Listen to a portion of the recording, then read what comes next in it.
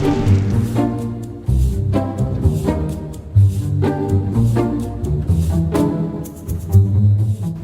Խոյենացին իր հայոց պատմությունն ավարտեց հայոց թագավորության անկմամբ չանադառնալով իր ապրած ժամանակներին։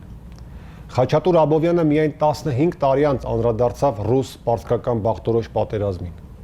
Իսկ ահա Եղիշե Չարենցը իր գիրք ճանապարհիում անխնա քննադատեց անցյալը եւ ուղերձներ հղեց գալիքին անտեսելով ներկան։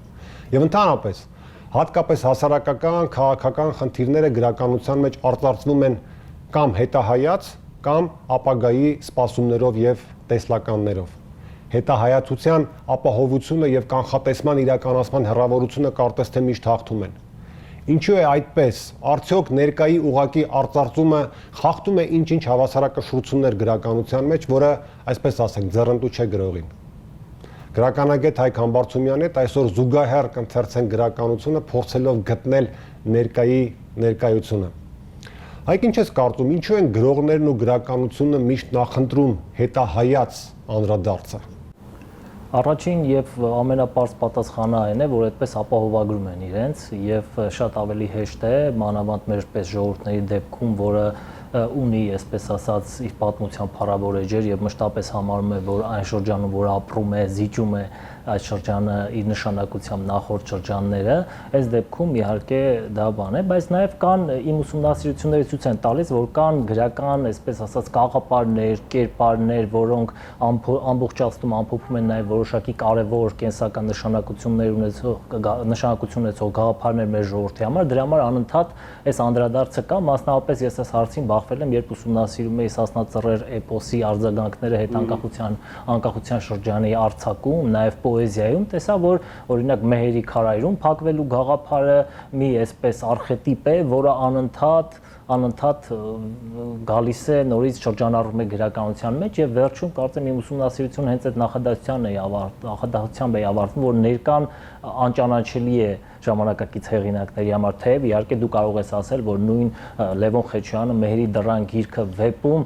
զուգահեռ ներկայացնում է ներկան, բայց այն գաղափարը, գաղափարական այն միջավայրը, որ կա ամեն դեպքում կամ ստիլիզացիան, եթե կարելի ասել, ոճավորումը թույլ չի տալիս այդտեղ ներկա տեսնել, որովհետև հերոսը ի վերջո գնում է քարայր Մեհերին բերելու կամ, չգիտեմ, սպանելու կամ ինչ-որ մի բան անելու։ Այսինքն ներկան, եթե նույնիսկ կա կենցաղային մակարդակում եւ այլն, ներկան իմաստավորված չէ այնպես, ինչպես դարերով իմաստավորվել է օրինակ անցյալը։ Տես, երբ որ գրականությունները զուգահեռ ենք, գուցե այս դիրքավորումը անցյալը հետահայաց դիտարկելու ապագայի կանխատեսումներ կատարելու, գուցե նախընթաց մեր դարերի գրականության նաև ոճներ, գուցե ոգիներ այդ գրականության այդպեսի, որտեղ գրականության գործառույթներն այլ էին, հա, չեմ պատկերացնի, որ ինչ-որ մեկը նստեր Ռաֆուց, Թումայանից կամ չգիտեմ Տերյանից նմանատիպ խնդիրներ պահանջեր, որովհետև մարդկանց աչք, ինչպես ասում են, գալիքիներ եւ մեր գրողները նաեւ այդ խնդիրներն էին լուծում, ահա անկախության շրջանում գրողներից պահանջները փոխվեցին, հա, պարբերաբար ինքդ էլ լսած կլինես դժգոհություններ, որոնք երկու բնույթ էին։ Առաջինը, որ մեր երկրում տեղի ունենում հասարակական, քաղաքական ինչ-որ իրադարձություններ, հատկապես սուր իրավիճակներ, անդադ հնչում էր հարցը. ուր են հայ գրողները, ինչու չեն կանգնում եւ ելույթ ունենում մեր առջեւ, երբ որ մի կերպ բացատրում էիր, որ գիտես ինչ պատճառներով նրանք այստեղ չեն եւ այլն, հաջորդում էր մյուս հարցը, ինչու նրանք չեն պատկերում ժամանակակից իրականությունը, ինչու նրանք չեն պատկերում, չգիտեմ, Թալանը, չգիտեմ, նրանք ինչու չեն պատկերում ահա այս քաղաքացիական շարժումները, որ պետք է լինեն մեր երկրում։ Իմ համոզմամբ դա գրականությունը տանելու էր լրագրության, իմ համոզմամբ, բայց դա արդարացում է գրողներին, որ էլի ամեն կերպ գուցե խնդիրներ իսկապես կա, որովհետև գրողները մտածում են հաճախ, որ իսկապես դա հրապարակախոսություն է ներկային անդրադարձը, որոշակի ժամանակ ընթացք պետք է անցնի, որպեսզի դու կարողանաս իմաստավորել, ոչ թե միայն պատկերել, այլ իմաստավորել, որոշակի գաղափարական շրջանակի մեջ դնել քո ներկան։ Եվ այստեղից նաև քո բացմախոսքում հիշեցիր օրինակ Խաչատուր Աբովյանի Վերք Հայաստանին, այսինքն անմիջապես դու չես կարող արձագանքել։ Եվ նաև ժամանակը շատ արագ փոխվում է եւ շատ գաղափարներ, որ Խաչատուր Աբովյանը ողջունում էր եւ շատ իրադարձություններ, գիտենք, որ հետագայում այլ կերպ էր դիտվում եւ նաև ասում էին, որ նա այսպես արել է, որովհետեւ ցանկանում էր ժամանակի հավատարիմ մնալ։ Խնդիրներ լուծել եւ չես կարծում, որ այստեղ նաև ինչ որ խիզախության գործոն կա, հա, թեպետ մյուս կողմից Ես դժվար է, կարծում եմ, հա, որ մեղադրել։ իրականության ճանաչողության խնդիր կա, այսինքն անհրաժեշտ է բարձրից հայացք, որոշակի տևողության, այսինքն ժամանակ անց հայացք, որպեսզի դու կարողանաս ինչ որ քիչ թե շատ մնայուն ինչ որ կարծիք արտահայտես այդ ժամանակի վերաբերյալ, բայց ես նաև չեմ արդարացնում մեր ժամանակակից հեղինակներին այս առումով, որովհետև մտածում եմ, որ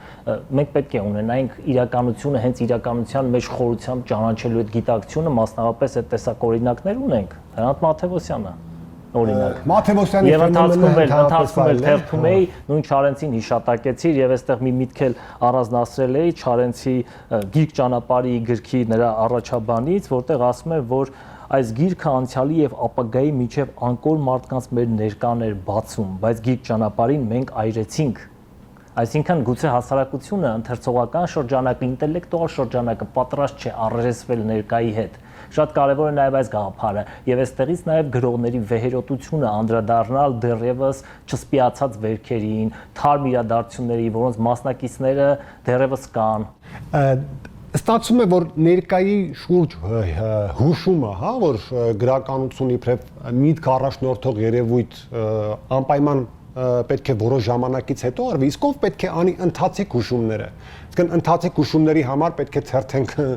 նախորդ գրականություններում տեսնենք ինչ կանխատեսումներ կան գալիքի համար, այդպես պետք է վարվենք։ Ընթացիկ գրականությունն այդ պարագայում ինչ ֆունկցիա ունի։ Ընթացիկ գրականությունը իհարկե մեծ նշանակություն ունի, բայց նաև իմ ասացի հետ կապված, որ մեր գրողները ժամանակակից հաճախ ձգտում են այսպես իրենց պատկերացմամբ մնայունի, խորքայինի մասին գրել, ըստ այդմ էլ գնում են անմիջապես անցյալ, այսինքն արդեն սկսում են այդ նույն կաղապարները, արխետիպերը նորից շրջանառել, որովհետև մտածում են, որ սա ավելի մնայուն է, քանի որ դարերով ուղեկցել է։ Այսինքն մնայունության մասին են մտածում։ Այո, մնայունության մասին են մտածում, բայց նաև հակառակն էլ կա։ Նույն Հրանտ Մաթևոսյանը փորձում էր ճանաչել այդ իրականությունը, գրել խիզախորեն այդ իրականության մասին եւ էլի մի միտք, եթե թույլ կտաս, ես որ առանձնացրել եմ, շատ կուզենայի, նա ասում է, որ ես ուրեմն ընթերցողին եմ դիմում երկու խոսքով եւ ասում է, պատմում է իր ստեղծած աշխարհի, Անհի ձորի բնակիչների մասին եւ ասում է, այս տեսակ բան, շատ կուզենայի, որ իմ հովիտը մեծ ու արևոտ լիներ։ Կուզենայի, որ նրա բնակիչները միայն լավ մարդիկ լինեին եւ վատերի համար իմ հովտում տեղ չլիներ, որ իմ մարդկանց կյանքը ծաղկեր լավ ժամանակներում եւ պատերազմն ու խեղճ թշնամանքը իմ հովիտ ուժելու միջոց չունենայի, բայց ստիպված եմ լինել ժամանակի տարեգիրը։ Բայց ըստ էության բերում է տեսիլ եւ ընթերցողական հոգեբանության տեսանկյունից ես ինքս հիմա երբ որ կարդում եի քեզ զուգահեռ վերհիշելով իհարկե տեքստը, ես ավելի շատ կարճում էի այդ գեղեցիկ տեսիլից, քան այն ինքը բերում է մի քիչ ռոմանտիկ է։ Տարեգիր բառից, որի մեջ ինչ որ չարագուշակ նոտա տեսա, հա։ Այո, չարագուշակ նոտա պատահական չտեսա, որովհետև շատ ավելի ուշ, երբ որ Մաթևոսյանին մենք էլի մեր հաղորդումների ընթացքում կարծես այս մեջբերում արել ենք, Մաթևոսյանին ասում են անկախության շրջանում ինչի այդպես գեղարվեստական գործերով հանդես չես գալիս, որովհետև նա գրում էր թերևս տախը վեպը, բայց հիմնականում հանդես էր գալիս հարցազրույցներով, կամ ինչ որ հոդվածներով եւ այլն, նա ասում է, որ չէի ցանկանում դառնալ սև օրերի տարեգիրը, այսինքն նաեւ այստեղից օրինակ Մաթևոսյանի համար այն որ իրականությունը վատն է, դու այդ իրականության մասին գրես, այդ վատը կշատանա, այստեղից գալիս ենք այդ խոսքի զորության ընկալմանը, որի մասին մենք խոսել ենք, այսինքն մի դեպքում ուրեմն տարեգիրը ստիպված է նա տարեգիրը լինել, այս դեպքում էր չի ցանկանում տարեգիրը լինել, որպեսզի այդ վատ բաները չբազմապատկի եւ ասնի ժամանակ գուցե ավելի լավ ժամանակներ գան, որ նույն կերպ Մաթևոսյանը կարողանա իր ստեղծած աշխարհը բնակեցնի միայն լավ եւ լուսավոր մարդկանցով։ Ընտիր ընդհանրացնում ես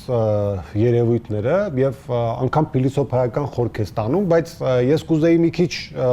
այլ կողմից նայենք, որպեսզի որոշակի Չակերտների մեջ մեղավորության զգացողություն տեսնենք, հա, նաև գրողների դեպքում եւ նաև դա գուցե ինչ որ կոչ լինի, ասելիք լինի նաև մեր ժամանակակից գրողներին։ Արդյոք գրողը ընթացիկը ներկան անտեսելով նաև որոշակիորեն չի ապահովագրում իրեն ինչու, որովհետեւ փորձը ցույց է տալիս, որ բոլոր այն մեր գրողները, որոնք գնացել են հա ներկայի ուղիղ պատկերման, հատկապես անկախության շրջանում բազմաթիվ դեպքեր կան, հատկապես բանաստեղծությունների տեսքով Հովհաննես Գրիգորյան ունի 90-ականներին գրած բանաստեղծություններ, Արտեմ Հարությունյանն ունի 90-ականներին գրած բանաստեղծություններ, որոնք Դավիթ Հովհաննեսը հատկապես որոնք ահա այդ ներկայի անցյալանալու հետ մեկտեղ իրենք եւս այդ բանաստեղծությունները անցյալացել են։ Արդյոք սա ապահովագրության բան չէ։ Այսինքն տես ինչ է ստացվում, ժամանակագրության խնդիր կարող է առաջանալ, որ դա էլ կա, տես ստացվում է, որ գրողը ավելի շատ նախընտրում է իր լռությունը ներկայի շուրջ, քան իր գործի հնանալը։ Կա այսպեսի հոգեբանական բան։ Հնարավոր է, որ անպայմանորեն կա, ես ասացի, որ իրականում երևի վատ բան է, որովհետև ընթերցողն էլ ակնկալում է իր ներկան ամեն դեպքում այդտեղ տեսնել։ Այնպես չէ, որ իրականում ներկայի խնդիրը պետք է հասկանալ ինչ ենք հասկանում ներկա ասելով։ Ուղղակի այդ ներկայի պատկերումը ասացի արդեն, թե այդ ներկայի լուրջ իմաստավորումը եւ արդեն բյուրեղացած ինչ որ գաղափարների ձևով ներկայացնել, որովհետեւ նույն Մաթեոսյանը, երբ որ խոսում է 30-ականների գրականության մասին, ստիլիզացիայի, ոճավորման մասին, ասում է, որ եթե կարդանք ու այնտեղ նաեւ գյուղացիության կյանքի հողերի եւ այլնի խնդրի շուրջ, ասում է, եթե կարդանք այդ գրականությունը, կտեսնենք լկտիորեն գեղեցիկ մի սուտ, թե ինչպես գյուղացիները այդպես լավ երջանիկ բան ապրում էին, բայց իրանք հազար ու մի հարց ունեին այդտեղ։ Այդ հարցերին, օրինակ սովետական գրականություն չէր անում, որովհետև ուղղակի քաղաքական պատվեր էր կատարում գաղափարական ներկայացնելու մի պայծառ ու գեղեցիկ իրականություն։ Այսինքն, այստեղ տեսնում ենք, որ իրականության պատկերում, ներկայի պատկերում, բայց այդ ներկայի պատկերումը կեղծ պատկեր է։ Մենք չունենք իսկապես խորը այդ վերլուծությունը, որը ակնկալում են մարդիկ։ Եվ իրենք հեղինակներն էլ, տեսեք, չգիտեմ, նույն Մաթեոսյանը եւ ուրիշներին էլ եթե անդրադառնանք, ներկայի պատկերներ կարող ենք տեսնել։ Հիմա նույն լոկալ պատկերների մասին չէ, բայց ես չեմ ուզում նաեւ մյուս կողմից այդ մեր խոսքի մեղադրողական տոններ շատ այսպես խորացվի, ինչու եմ սա ասում, որովհետեւ 90-ականների վերջ 2000-ականների կեսերին մի հայտնի բանավեճ կա Արտեմ Հարությունյանի եւ Հակոբ Մովսեսի միջև ժամանակակից բանաստեղծներ, որը ավելի շատ հերահար այսպես բանավեճեր ստեղծագործություններով միմյանց կծելու եւ ավելի շատ արծարծվեց քննադատության մեջ, քան հենց բուն իրենց դիրքավորումներով։ Տես կար Արտեմի բանաստեղծությունը, որը պրոզայիկ, անողոք իրական էր եւ պատկերում էր ինչ գարշելիություններ են կատարվում էր երկրում հենց հիմա եւ այլն եւ այլն։ Դրա փոխարեն Հակոբ Մովսեսը ստեղծում էր քնարական, գեղեցիկ բանաստեղծություններ, որտեղ կան վարդեր, չգիտեմ, քրիստոնեական սիմվոլներ, հոգեկան եւ հոգեբանական ապրումներ եւ Արտեմ Հարությունյանը իր բանաստեղծություններից մեկում նաեւ ծաղրեց հա իրականության պատկերման այդ ձևը, որ ահա մինչ Արցախի սահմաններում Շուշիի մոտ, չգիտեմ, զինվորները այնտեղ չեն քնում, պայքարում են այս երկրի համար, լիրիկները ինքը այդպես գրում շարունակում են իրենց բանաստեղծության մեջ երգել տատրակներին եւ այլն եւ այլն։ Ինչ է ստացվում, եթե մենք ներկայի խնդրի այդքան կատեգորիկ ենք դնում, հա, թեկուզ մեր զրույցի պարագծում Հակոբ Մովսեսը իրավունք չունի տատրակներ երգել, հա։ Բոլորը իրավունք ունեն ընտրել իրենց ստեղծագործական ճանապարհը, ոճը եւ լեզուն, եւ մենք պահանջում ենք իհարկե հեղինակներից ներկայի այդ խորը պատկերներ եւ այլն, բայց համենայն դեպս մարդը պետք է առաջնորդվի իր ուրեմն գեղագիտական սկզբունքներով։ Եթե Հակոբ Մովսեսը այդ գեղագիտական սկզբունքներն ունի եւ հավատում է, որ այդ տեսակ աղոթային, միջնադարյան բնույթ բանաստեղծությամբ կարող է իրականություն փոխել, դա էլ է այդպես։ Հրապարակախոսական ոճի հեղինակները, ինչպես օրինակ Արտեմ Հարությունյանն է, իհարկե կարող են ասել, որ պետք է մատնանշել։ Այո, պետք է մատնանշել ոչ միայն խուսափելու իրականությունից կամ իրականություն չճանաչելու, այլ գուցե այլ նպատակ ունեն իրենք փորձում են այդ նույն իրականությունը փոխել իրենց բերած միջոցներով։ Իսկ Արտեմ Հարությունյանը մտածում է, որ պետք է այդ վերքերը հանել, ցույց տալ, մատով սեղմել վրան, որպեսզի ազդեցությունը ավելի մեծ լինի եւ այդպես փոխվի իրականությունը։ Այսինքն երկու այստեղ տարբեր ճանապարհներ կան, որոնք միշտ ուղեկցել են գրականությանը եւ մասնավորապես հայ գրականությանը։ Հրապարակախոսական բնույթի այս տեսակ բաները, լինի պոեզիա թե արձակ, ակնարկային բնույթի, որոնք ներկայի հետ շատ ուղղակի առնչություններ ունեն, պատկերում են եւ նաեւ այդ իրականությունից կտրված, բայց կրկին գեղագիտական որոշակի սկզբունքներ իրականացնող, բայց այստեղ շատ կարեւոր է, որ այս գեղագիտական սկզբունքները իսկապես գեղագիտական մտածված, խորը ըմբռնված սկզբունքներ լինեն հեղինակի կողմից, աշխարհայացք լինի, այլ ոչ թե ուղղակի ոճավորում, ոչ թե ուղղակի այդ իրականությունից փախչելու, այդ խնդիրներից փախչելու խնդիր։ Հիմա այդ խորքի գիտակցությունն էլ կա, օրինակ իշխում Գրիգոր Պլտյանի մի դիտողությունը, միտքը Հովհաննես Գրիգորյանի էլի պոեզիայի առիթով, ինքը ասում է, որ բանաստեղծության մեջ եւ գրականության մեջ ընդհանրապես ներկա չի կարող գոյություն ունենալ, որովհետեւ երբ որ դու շարադրում ես ահա այդ ներկայի մասին տեքստը, արդեն ինքը անցյալ է։ Այսինքն բռնել այդ ներկայի զարկը կամ ասենք Իսահակյանի հայտնի տողը կա, չէ, ամեն վարքյան մեռնում է ներկան, բայց կուզեի մի ուրիշ հարցի բայց ժամանակի շունչը դառնալը կա Չարենցյան, դա ինչպես կմեկնաբանես, ինչ է ժամանակի շունչ։ Դրա լավագույն մեկնաբանությունը Պարոն Սևակն է տվել իր հոդվածներից մեկում, ժամանակի շունչը դառնալի իր մեկնաբանությունները նշանակում է, եթե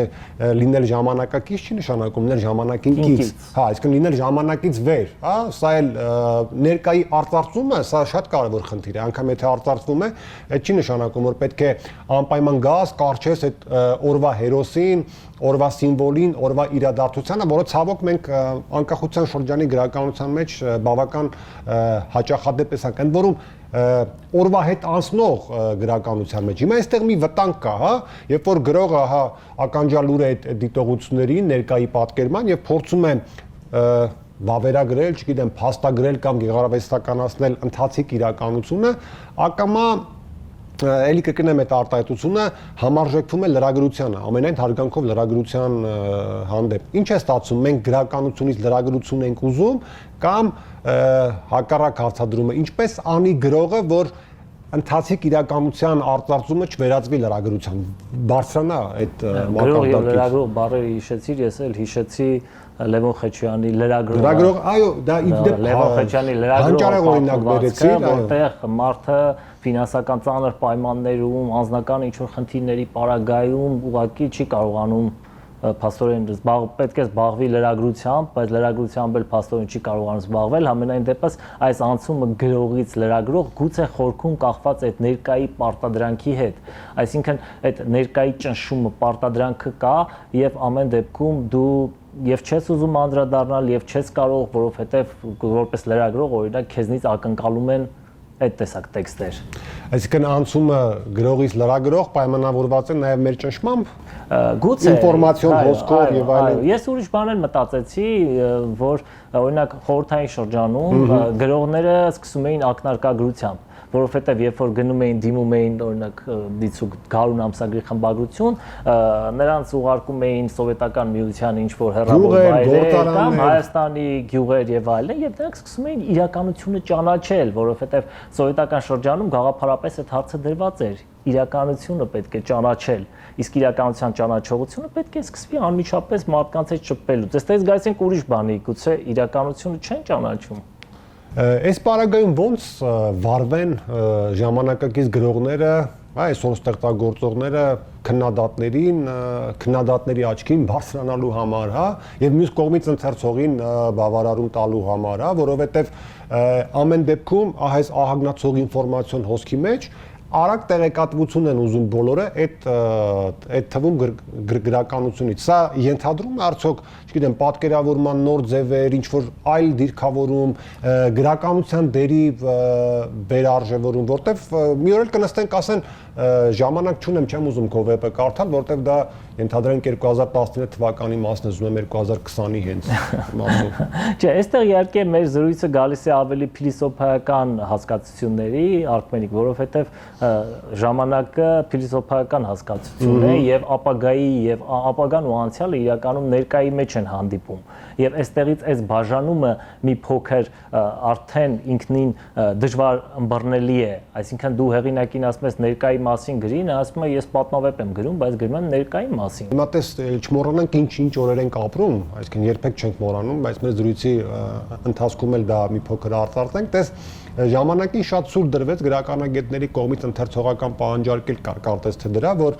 երբ է ինչպես հարկն է գրականությամբ արժևորվելու, ընդհանրացվելու Արցախյան պատերազմը, հա, որովհետև այնինչ տեսանք գրականությամբ Արցախյան պատերազմի մասին, ընթացիկ չասեմ ակնարկներ էին, բայց կոպտեցած վռազ տպավորություններ էին, որտեղ իհարկե կային մահեր, որտեղ կային դաժան տեսարաններ, որտեղ կային հաղթական տեսարաններ, չգիտեմ, շատ բան կար պատերազմից, բայց Արցախյան պատերազմը որպես երևույթ, որպես հաղթանակ, հա, ինչպես հակն է գրականությամբ չարժևորվեց, չընդհանրացվեց եւ այսօր երբ որ այս պատերազմի արդեն, հա, ֆոնին երբ որ գնահատում ենք այդ իրողությունը, գուցե պատմության պատճառներից մեկն էլ ահա այդ չընդհանրացում հաղթանակը ինչպես հակն է չգնահատելու խնդիրը կար, չէ։ Արմեն Շեկոյանի մի հայտնի բնորոշումը հիշեմ, ասում է հաղթանակի տարիները մենք անվանեցինք մութուցուր տարիներ ըստ էության։ Սա չի գալիս արդյոք նաև գրականության չարժևորումից ընթացիկ։ Հիմա մենք պատերազմի մեջ էինք, պատերազմը ավարտվեց, պատերազմում մենք պարտվեցինք, երբ պետք է գրականությունը սկսի ընդհանրացնել այս պատերազմը։ Հիմա է ժամանակը, թե էլի պետք է գնանք, մի 4-5 տարի անցնի, գանք հետահայաց արժևորենք, ինչ ենք ամեն ինչը թողնում քաղաքական գործիչների, օրվա իշխանությունների հույսին։ Երբ որ կոնֆլիկտը լուծվի, ես հիշեցի մի զուգահեռ էպոսի ուսումնասիրությունից, ընդհանրապես հարց կա, թե էպոսները ինչ կոնֆլիկտների են անդրադառնում, դե հայտնի է ժողովրդի կյանքում եւ այլն կարևոր իրադարձություններ, այդպես արծարծող ինչ-որ կոնֆլիկտներ, բայց որոնք պետք է ավարտվեն։ Օրինակ, ինչու Սասնա ծռեր էպոսում առավելապես, օրինակ, թուրքեր չեն հիշատակվում, թե թուրքական բռնապետության միջավայրում ողբերգական պայմաններում են։ Մեր ասածողները այնտեղից էին։ Այո, բայց էպոսը այլ ներկայացվում է կարծես թե այլ փուլ, չհաշված իհարկե այդ առասպելական բան եւ այլն խորքերը, լավ պայմանականորեն արաբական տիրապետության միջնադարը գոնե այսպես, թեև շատ ուսումնասիրողներ սրան էլ դեմ են, բայց ամենայն դեպս այդպես բան կա, այսինքն այդ կոնֆլիկտը ավարտվել է արդեն, ինքը փակվել է եւ արդեն հնարավոր է դրա մասին պատմել, լուծվել է վերջնական։ Եվ այստեղից էլ գուցե մեր այդ կոնֆլիկտը չի ավարտվել։ Եվ երկրորդը չէր կարող իմ կարծիքով ամբողջությամբ կրկին լուսաբանվել ներկայացվել գրականության մեջ բարձր որակով, որովհետև դեռևս գործող անձերը կային եւ որոնք քաղաքական դերակատարություն ունեին եւ հաղթանակ, բայց հազար ու մի քաղաքական հարցեր կար, տարակարծություններ կային, հերոսները ապասրբացվում էին, ոչ հերոսները սրբացվում էին եւ էլի հազար ու մի հասարակական ինչ-որ շարժումներ ու տեղաշարժեր կային, սա չէր կարող ուղղակի թույլ տալ, որպեսզի այս հաղթանակը ըստ արժանվող։ Օրինակ դա չխանգարեց, որ օրինակ Ռուբեն Հովսեփյանը Ծիրանի ծառերի տակ վեպում անադառնա բազմաթիվ ապրող, այո, հարստացած, չգիտեմ, տարբեր մարդկանց, այնուամենայնիվ էլի երևի մոտեցման հարց է, բայց գիտես մի հետաքրքիր երևույթ եմ նկատել, հատկապես էլի ժամանակակից գրողների մոտ, երբ որ տարիներ առաջ ահա ներկայի անտեսումը եւ ավելի շատ հետահայաց գնահատումն ու ապագայի կանխատեսումը ворթեգրելով իրենք որոշակի առումով այս օրերին հատկապես եւ ընդհանրապես կյանքում մեկ-մեկ կարծես թե հրճվանք ապրեն, որ իրենց անգամ ամենա հորետես կանխատեսումը գրականության մեջ իրականություն է դարձել։ Արդյոք գնում են ապագայի կանխագուշակման մեր գրողները անտեսելով ներկան, որպեսզի հետագայում դրա իրականացումը, այսպես ասած, վայելեն, որտեվ Հակոբ Օշականն էլ մի լավ դիտարկում ունի, ասում է մեր պատմիչները միշտ պետք է մխիթարվեն նրանով, որ մեր պատմության ընթացքը գա հաստատելու այն բոլոր խոսքերը, որոնք գրված են Սուրբ գրքում։ Գրականությունը իր այդպես առանձնահատկություններով իհարկե ամբողջությամբ վերծանելի չէ եւ նրա ստեղծաբանական ընթացքը վերծանելի չէ, մենք չենք կարող կրկին հեղինակներին մեղադրել ինչ-ինչ բաների մեջ, որովհետեւ գրական տեքստը ինքը իրեն կառուցում է, չես կարող ի վերջո հասկանալ, որ մոտիվը որտեղից եկավ, հեղինակը ինչպես հանգեցեց գաղափարին եւ այլն, այսինքն ամբողջությամբ չենք կարող ասել, գուցե այդ վախերը ամեն դեպքում կան որոշակի, գուցե այդ խուսափողականությունը կա, բայց դա ակամա է ստացվում, այսինքն շատ բաներ են այստեղ միավորվում եւ ամենակարևորը, որ իհարկե այս ժամանակի փիլիսոփայական կատեգորիան, ժամանակների անցյալի, ներկայի եւ ապագայի էլի հստակ սահմանել հնարավոր չէ եւ մարդը իր մահկանացուի դիրքից, ոչ աստվածային, որպեսզի վերևից նայ ժամանակների դիրքից չի կարող տեսնել այդ հեռավորությունը, թե ապագայի առումով, անցյալը կարող է գնահատել միայն այն տեքստերով, որոնք նրան ծանոթ են եւ նա կարողացել է իր գլխում այդ բոլորը համադրել եւ որոշակի գաղափարի գալ, եւ այս դրա մեջ էլ ներկան այդ անցյալի եւ ապագայի միջև է շատ դժվար է, որսալ ներկան, շատ դժվար է։ Ամեն դեպքում հաճելի դժվարություն պետք է որ լինի գրողների համար, ես ուզում եմ մաղթել, որ մեր գրականությունը, ահա, գրականության մեջ ներկայությունը շատ ավելի տեսնենք, որովհետև փորձը ցույց է տալիս, որ այնուամենայնիվ գալիքի կանխատեսումները մի կողմ, ավելի ստույգ են գնահատումները, երբ որ ներկայությունն է հաղթել գրականության մեջ։ Այդ տրամաբանությամբ շարունակենք ընթերցել գրականությունը։ Ընթերցենք։